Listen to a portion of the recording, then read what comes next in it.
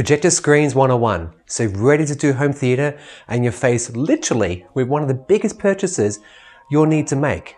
What size do you buy? Aspect ratio? And what should you avoid? This and more in a few seconds.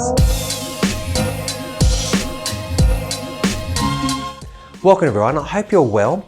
My name's Chris and this is Weekly Tech Vibe. On today's episode, I'm going to give you all you need to know about projector screens, what to look for, what to avoid. And for those new to the channel, you can come see my home theater up here somewhere, okay? And as always, consider subscribing because I do awesome content like this and I'm currently doing like a giveaway. So if you like one of my videos, subscribe and put in hashtag comment like hashtag winner, you can win. All the details are below. December 9 is the cutoff. Good luck. First up, types of screen to fit within your budget. Now, you've got a lot of choices from cheap to really expensive. From budget-friendly methods like projecting onto a white wall or by using specialty paint like goo. You can also build your own screen if you're a DIYer. These options only cost a few $100s and will give you surprisingly good results. Then, in the consumer area of the market, you can get a good screen for about $500. This is what I did when I purchased it from eBay or any online store. And all you do is assemble it over an hour or so and boom, you've got a 110 inch screen in your home. For the money, you can either get a fixed screen or that you can install on a wall, or if you like, you can get like a manual pull up or pull down screen that you can put in any room in any time you want to. So next step is what I would call prosumer level. This is truly, I believe, about paying for a brand name more than anything else. Sure, motorized drop-down screens in this bracket price, like about $2,000 to $3,000, are warranted, but you know, realistically, the same screen that you're paying $500 for is what they're paying for you, and then they mark it up. So just remember, when you get an upsell in the home theater shop. Okay, and then lastly, not least, you've got professional screens with all the bells and whistles, like motorized borders, high-end materials, and eye-watering prices to match. These things cost about $30,000 and up and are custom made. So just a quick word on the different types of screen designs like fixed frame, tripod, pull down, motorized, and recessed all naturally have their place and which one will be right for you depending on where you're planning on putting your screen. So will it be a shared common room or do you want to protect it from the kids and the grubby little fingers? Or is it just okay to put into a dedicated home theater like this? I did have a motorized drop down in my last house and that was fine, but over time the edges started warping and curling. It wasn't a big deal, but it really did annoy me because it will cause focusing issues on those areas of the screen.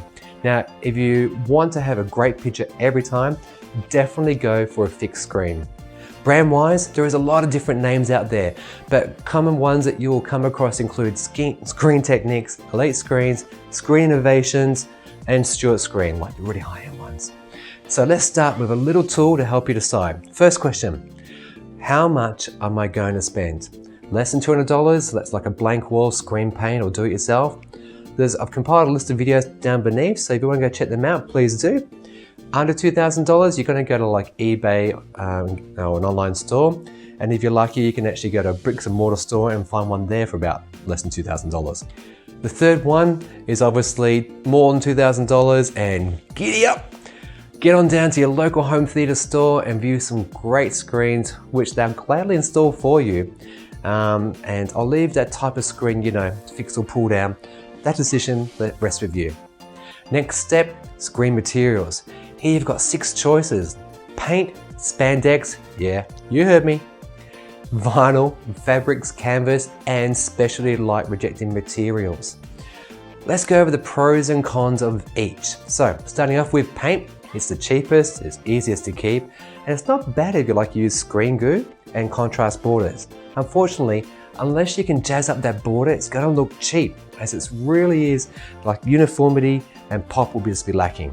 Spandex, a lot of do-it-yourself types are choosing lycra material because it's actually acoustically transparent. More on that soon. And it costs like just $15 per meter. So a 100 inch screen only costs you like $50. But you need to do some basic carpentry tools for the frame and have some good woodwork skills, and that will determine how good looking your screen is and performs. Vinyl is very common, in fact it's the most commonly used in home theatre screens such as this one. Color uniformity is great. Design of the screen and the borders means that it's easily tensioned and smudges from wayward kids are easily cleaned off. Canvas, as mentioned earlier, is acoustically transparent, and in the business, we call this AT. They're a great option if you can afford it. Think of when you went to the cinema and you noted the lack of speakings at the front of the auditorium.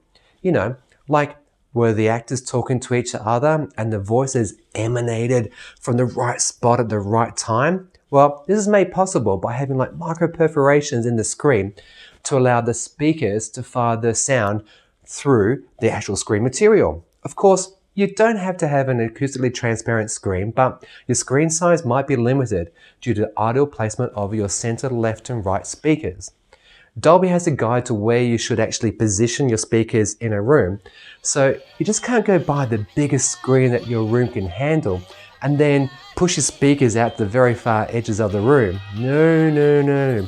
Doing this will make the sound boomy and things will reverberate, distort or underproduce frequencies, and this localized sound will happen is a smooth pan will go from like with a helicopter, will go from that speaker to that speaker to that speaker. It'll just be disturbing. It won't be any good, so don't do it. Having an acoustically transparent screen means that you place your speakers in the correct spot, either through purchasing in-wall speakers or allowing for some dead space between the screen speakers and your rear wall. As sound needs to pass through them, it will reduce the volume just ever so slightly, but easily overcome by adding a few little decibels on your amp. This is what great home theatre looks like, and reviews and interviews I've seen all homeowners saying that it's the biggest wow that you can actually achieve. And the last material you purchase, it's specialty light rejecting materials. Now, these come in different formats, from dark and grey versions designed for some light in the room. They improve the blacks and contrast, but aren't needed if you can control the light in your room. A rather recent invention is special Venetian screens that only allow light from an acute angle. Typically designed for zero distance projectors, these screens have thousands of tiny little lines that reflect light from one direction and rejects all else coming in from it. Seen here at the Melbourne Hi-Fi show last month, these screens can be used in living rooms with daylight or artificial lights and are amazing. These light projecting screens do have their negatives though, and that is that the picture can look a little flat and not pop because of the reduced light being reflected back. You can overcome this by bumping up your projector's lumens and increasing color and saturation, but that will degrade your projector sooner and also run it hot. So the sound from the fans might be annoying for some, like me. And before I forget, a super important aspect to screens is black borders. Without them, your picture won't look as good and a little bit washed out. So be sure to get one that has black absorbent sections. The best material for this is velvet. Pull up and down screens tend to have black painted sections, which are okay, but nowhere near as good as black velvet. So the next question you need to answer, what material am I looking for? Cheap option and easy to care for is paint or lycra and spandex. Vinyl with black backing is the next most common screen of choice, and acoustically transparents are great but expensive and can suffer from hotspots. More on that later. And if light control is an issue, then light rejecting screens are great for those thinking of doing big screen stuff in common living areas. Now, before I go any further, we need to talk about screen gain and hotspots, but hey, if you're enjoying this, have you considered subscribing? I do tech and home theatre stuff, and I really love it if you could smash that like button, hit subscribe. I put videos out every Wednesday and Friday, and doing this helps me a lot, and the channel especially. So thanks in advance. All right, so what do I need to talk about technical stuff like screen gain and hotspots? Well, it's all about the room you're going to be projecting in, seating arrangement, and typical type of material that you select. An important property of any screen is its gain. A projector screen works by reflecting light back from the projector to the audience's eyes. The brightness of the image reflected back off the screen surface is measured in units of gain, and gauging the reflectivity of that surface. So the gain number represents a ratio of light that is reflected back from a surface, from a light source, so in this case a projector. So for the more technical out there, this ratio is in relation to the light reflecting off a block of either barium sulfate or magnesium carbonate, and they're the industry's standard for a gain of 1. To measure gain, what they do is they find the brighter spot, generally like the very center of the screen, directly in line with the projector. This is known as a 0-degree viewing angle. And as you move to either side of this position, the brightness of the projected image may start to diminish. A viewer outside the viewing angle, also known as the viewing cone, also sees the image with less brightness than audience members who are inside that cone. Oh, and are you like me and you like to sit in the sweet spot in cinemas? Put your comment below and let me know, because goodness knows I don't like being too close. So a gain measurement greater than 1 means that the image projected back off the surface is brighter than the image being projected at it.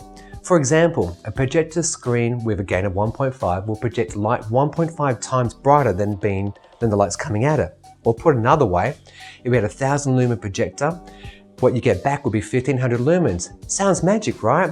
Especially for those projectors that don't have a lot of lumens coming out of in the first place. So the screen achieves this by focusing the light in a more narrow reflective angle, and instead of it evenly being spread across the entire screen. And this is why higher grain screens and curved screens have a smaller viewing angle and are more prone to hotspots.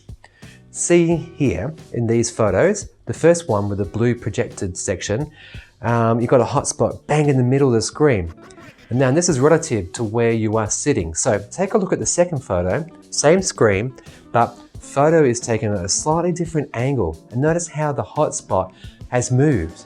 How do we avoid them? First, select a gain that works for your environment. You only need a high grain screen if you're going to be showing 3D content, as most projectors effectively halve their lumen output to rapidly switch between the left and right images, and they close like one shutter of your 3D glasses. This is what my Panasonic A8000 does, and watch what happens when it does it.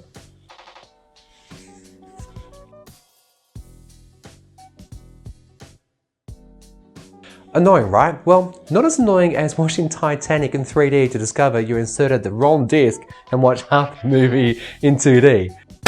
Okay, third question. What gain shall I buy? If you control light in your home theater, don't go above 1.2 and only go higher with extreme caution.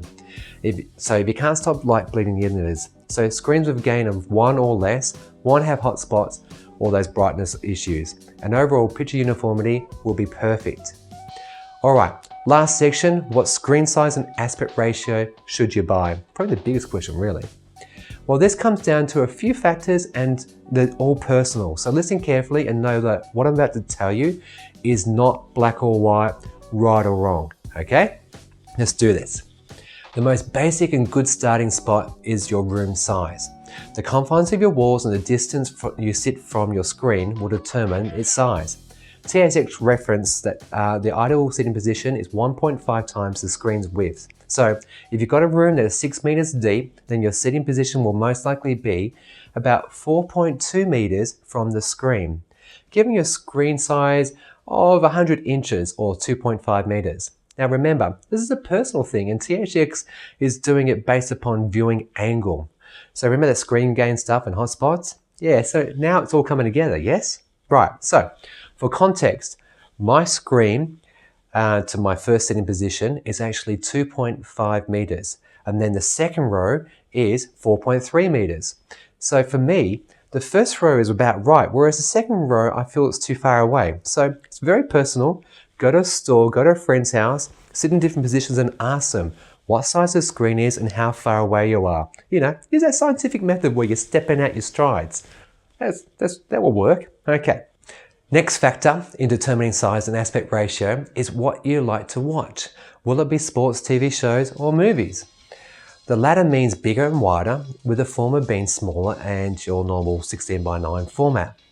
If you want to know more about aspect ratio, I've got some really good videos up here. I suggest you go check them out. You go do that now and then come back here. So, promise you won't be bored. Pretty awesome. So, what else up? The big home experience. Go for a 2.35 to 1 aspect ratio.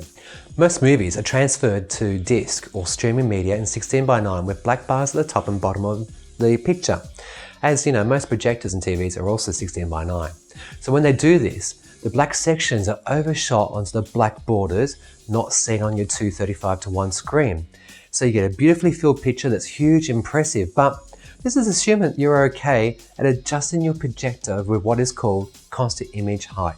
So this refers to setting your projector to always zoom in or out so that the top and bottom sections of the screen always meet up with the black bars.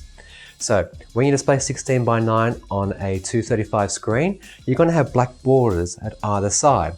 So it's easily fixed just by putting either some black curtains on there or borders. And again, it's about the case. What do you enjoy? Do you enjoy movies and you seldom watch TV or play games? This won't be an issue. But if you do watch them and you only occasionally watch movies, then a 16:9 screen is what you need. And hey, flip side here, instead of doing constant image height, you're going to get, like me, black borders at the top and the bottom of your screen. And again, we're already used to this, but in terms of fixing this with borders, doing top and bottom cropping is a lot more challenging and harder to achieve. So always fit for purpose, choose the right thing. All right, and a little shout out, don't you dare overscan, that is zoom your picture to fill your 16:9 screen with that beautiful 235 picture. Just don't do it. All right, clear as mud, 16:9 or 235. All right, know this top tip. You can actually get a bigger screen than you would for a 16:9 as vertically it's not as large and films tend to be shot in thirds, meaning the characters occupy just 1/3 of the screen so your eyes aren't darting backwards and forwards so much. Yeah, awesome tip. Now, next part of selecting your screen size is your projector. Oh yes, just to complicate things even more, you need to know what your projector can do in terms of throw. That is how far it has to be from the screen and how many lumens it can output. Most projectors have lens memory, so placement within is completely fine, but in general, the further away the projector is from the screen, the less light that will hit it. So projectorcentral.com has some great tools, look down below, and it will tell you how far your projector needs to be from the screen. But in general, the closer to the screen, the better. All right, so budget side of things, projectors with fewer lumens have less zoom. The other end of the spectrum, you can get them as far back in the room as you like, okay? But point being, if they don't produce a lot of lumens, you can't produce 150-inch image. It's just not gonna cut it. All right, the takeaway I really want you to get from this video is that some people prefer to be closer to the screen, others not so much. Why? It's about the size of the image that is filling the perceived visual field. Too close can be intense and overwhelming, whereas too far and the picture becomes, well, small and just meh. So last question to answer yourself is, what will determine your screen size and aspect? TV shows, games and sports go to 16:9, movies 235 to 1. How big is your room? There's no use buying a monster of a screen if your speakers will block part of it, or worse yet, you can't even fit it into the room. And no, Ross, pivot doesn't help. Here we go, pivot! Pivot! Pivot! How many people you hope to fit in your room? Remember, the distance from the screen is a personal thing, and at 1.5 times the screen width is only a recommendation. And finally, the projector you have or are planning on buying will affect the screen size. So cheaper ones, like I said, have fewer lumens, they can't fill a big screen. All right, so just be wary of that. Go for at least 1,000, 1,500 lumens at least. So, a few bonus tips for you, those who are still watching in this, 12-minute mark or something like that. When you go out shopping for screens, it should have minimal texture, be uniform in appearance with no creases or bumps or protrusions. The color should be neutral, unless you're getting like one of those light projecting versions. And it should have a decent size with the borders of at least 3 or 4 inches to help the picture pop. And after hearing all this, and you're still going to have to do some home theater homework, okay? So I want to hear from you. Put your comments down below. Let me know what you found useful, what you'd like to know more of. I'll answer your questions. And don't forget about the subscriber competition. Videos out every Wednesday and Friday. And if you do anything, stay techie.